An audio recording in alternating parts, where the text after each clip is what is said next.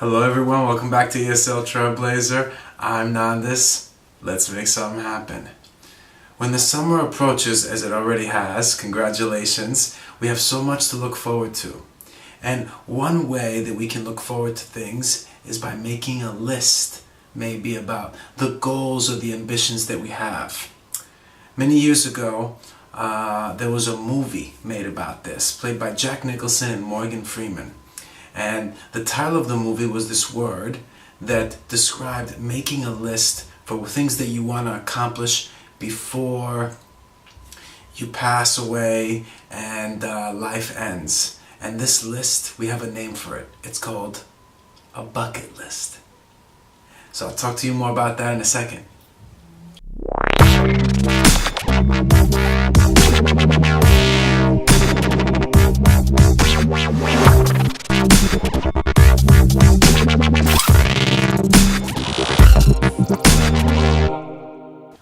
Okay, let's get started. Bucket list, and specifically the summer bucket list. Now that the summer here and all you teachers and students are out and you have a nice little break, you got the summer, 2 months, maybe longer, to think about what you really want to accomplish for the summer or maybe for the next school year. So the bucket list can be something that can really motivate you, something that you look at and you see that and you can check off those goals or aims that you want to reach or accomplish during the summer as teachers and students and as professionals. We should always have one. We shouldn't have to wait until the end of our lives to get that bucket list rolling. So, without further ado, let's get into the language segment of the lesson. And in this episode, I wanted to focus on giving advice. That's right, giving advice, something that we're sometimes asked to do or we would like to offer to people. It doesn't matter if it's in general English terms in everyday life, by friends or family, or in a professional context, okay? And there's many ways that we can do it. The most basic is using should, which is very popular, but let's go for that fluency a little bit and think of some other expressions we can use. So, what are the expressions? Another thing you can do is, you might like to. The important thing is to. So if someone is asking you for advice on how to spend their summer, whether it's vacation oriented or professional oriented, you can say something like, another thing you could do this summer is practice your English by looking for people who have the same desire as you to improve their speaking. You might like to look online and find websites that offer an opportunity to foreigners to interact and use their English to communicate. The important thing is to practice it as much as possible so you don't feel like you're losing all of that you've gained through the school year. Boom! You see what I just did there? 3 ways of giving advice about the summer and your English with those expressions, alright? Without using should. Fluency. It's all about fluency, right? Let's move on to the next expressions I have for you. Oh dear, that's a tricky one. If it were up to me, you have to weigh up the pros and cons. On the other hand, okay, so right there I gave you another 4, all right, and those 4 can be used in the same way as I did before, all right, so again, whether it's professional or vacation context, okay, so, oh dear, that's a tricky one. You have nobody in your country that speaks English. If you do, you don't know how to find them or locate them. So, if it were up to me, I'd use an online research to find somebody to practice with, or look for one of those Facebook groups that organize language exchanges so that you can speak English with one person and they can speak a different language to you in return. Or you're both foreigners in a country and therefore you can both help each other.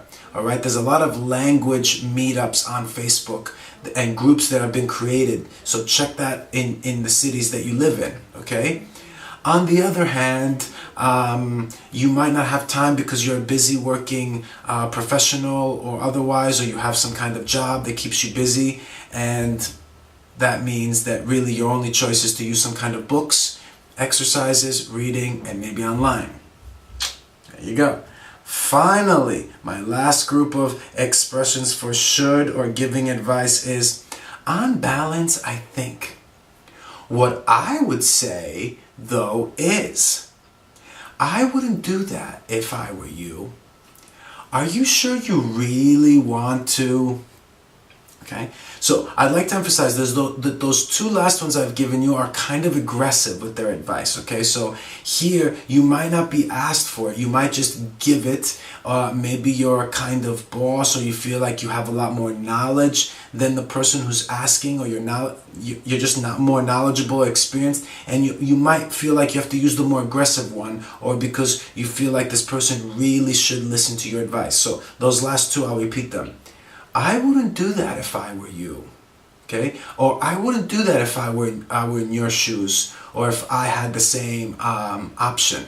And the other one was, are you really sure you want to? Or are you sure you really want to? You see how the tone changes on the really? We gotta change the tone on the really to make it sound like you need to listen to me, like that, okay? As for the other ones, on balance, I think, or what I would say though are much more diplomatic, like the other ones I gave you, that you can use when giving advice, especially in a professional environment. Okay, so those are the advice expressions that you can use to substitute should. And as I've said, this is a way of improving your fluency, so you're not sounding very repetitive with should. Okay, build momentum. Let's make something happen. I'd like to also finish up by saying that you can also use words like urge or warn, or the word advise, like to advise someone, okay, as reporting verbs or as just verbs for giving advice. So I urge you, I advise you. The other one, which is quite strong and not really advice, is I warn you. So it's a warning, not advice, but a lot of times we use it in the context of giving advice when we want the advice to be strong. Again, I urge you is another step above advice, and it's close to the warning, like really strong advice. So you can use those verbs, which is a lot easier than maybe learning a whole expression, to provide some advice to a professional colleague, a friend, a family member, a student, a teacher. So I urge all of you Trailblazers this summer to keep up with your English and keep practicing, professional teacher or otherwise, okay? And I advise you that if you let it go and you don't make a bucket list, you might fall behind, or you might lose that momentum that we've been building for all these months. And warning, if you don't practice, you're not going to get better, you're not going to become more fluent, and the worst case scenario is that you might even lose a little bit of what you've gained all this way. So, that's all I got for you today. We're taking a summer break. I hope you enjoyed this episode. I'll be back, ESL Trailblazer, stronger, better than ever. Build that momentum. Remember, let's make something happen. I am Nandis. It's been a pleasure, and I look forward to the next season of episodes that will be coming up. I'm not going anywhere. I really enjoy these. I hope you too. I'd love your feedback. As always, let's build this community. Share with anybody who you think finds these valuable. And remember, let's make something happen. I'm Nanda signing out. Take care. Have a great summer. Don't forget that bucket list. Later.